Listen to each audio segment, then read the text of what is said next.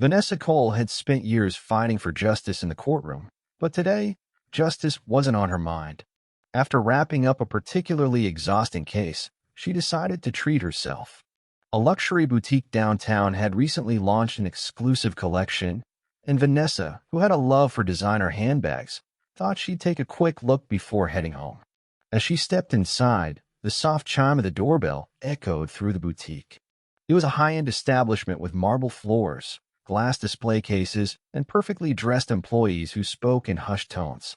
She walked in confidently, dressed in a navy blue pantsuit that spoke of both power and elegance. Her heels clicked against the polished floor as she admired the carefully arranged handbags on the shelves. But before she could even take in the collection, she felt it. That shift in energy, the lingering stares, the way the employees exchanged glances. She had been in places like this before. She knew exactly what was about to happen. As Vanessa reached for a handbag, she heard a sharp voice behind her. "Can I help you?" She turned, meeting the narrowed gaze of a man who had suddenly materialized. His name tag read, Philip, store manager. "Just browsing, thank you," she said smoothly, offering a polite smile. But Philip wasn't satisfied. His eyes flickered over her, scanning her from head to toe, and Vanessa knew exactly what was going through his mind. She didn't look like the kind of customer he wanted in his store. She wasn't draped in designer brands. She wasn't flaunting expensive jewelry.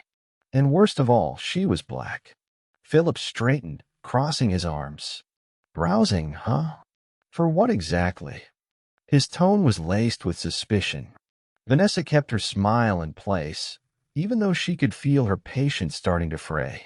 For a handbag, she gestured toward the collection in front of her. "Why? Why else would I be here?" But Philip just smirked. "Are you sure about that? We've had incidents in the past." There it was. He wasn't even trying to be subtle. Vanessa exhaled slowly, keeping her cool. "Are you suggesting I don't belong here?"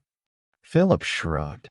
"I'm just saying we've had issues with," he paused, eyes flickering over her again. "People who aren't serious shoppers." She almost laughed. Serious shoppers? Vanessa had enough money to buy out the entire store if she wanted to. But before she could respond, Philip took a step forward, his expression turning serious. "Look, let's not make this difficult. I'd rather not call security." Vanessa's smile vanished. "Security? For what?" "Loitering," Philip said simply, as if that was a perfectly normal thing to accuse a customer of.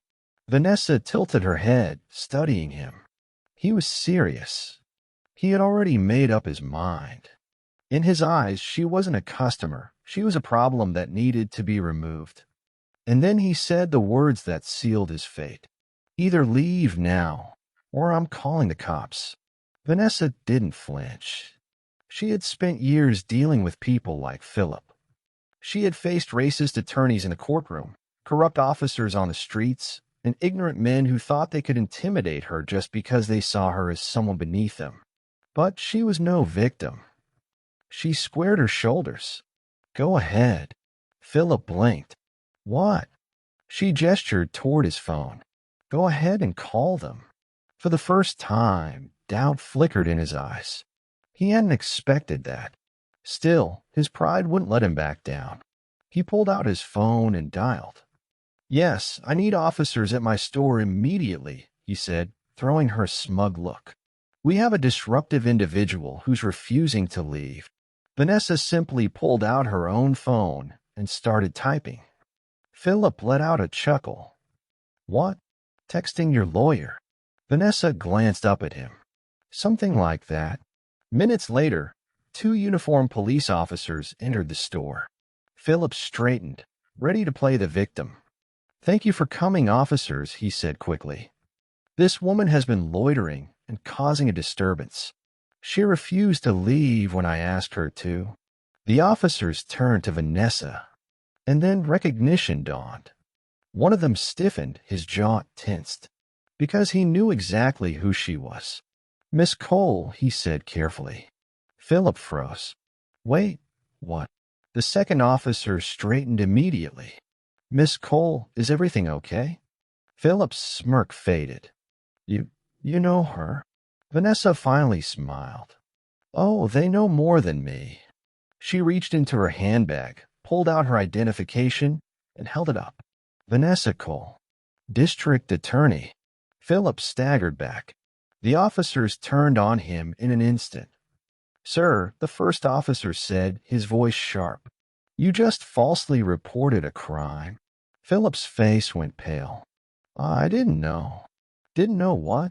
Vanessa asked, stepping forward. That I was the district attorney? Or that your racism would have consequences?